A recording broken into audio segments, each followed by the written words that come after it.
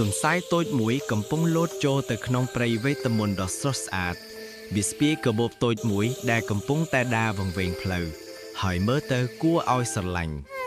វាដើរចូលទៅកាន់តែជ្រៅមានដើមឈើធំធំវាឈប់សម្លឹងដោយភ្ញាក់ផ្អើលដើរចូលកាន់តែជ្រៅកូនទុនសាយបានប្រទះឃើញសត្វទីងទុយដ៏ចំណាស់មួយដែលរស់នៅក្នុងព្រៃនេះយូរលង់ណាស់មកហើយសត្វទីងទុយឃើញកូនទុនសាយកំពុងតែវង្វេងភ្លឺដោយក្តីអាណិតអាសូរទីងទុយក៏បានបង្ហាញភ្លឺដល់កូនទុនសាយតូចខណៈពេលនោះក៏មានកញ្ច្រោងកំណាចមួយចេញមកពីក្នុងដើមឈើទុនសាយតូចមានការភ្ញាក់ផ្អើលភ្នែកបើកធំៗដោយភាពភ័យខ្លាចកញ្ច្រោងកំណាចបានប្រើល្បិចដើម្បីចង់ចាប់កូនទុនសាយតូចយកមកឆីនៅខណៈពេលនោះកូនទុនសាយក៏ដឹងដែរថាកញ្ច្រោងកំណាចចង់ចាប់ខ្លួនឆី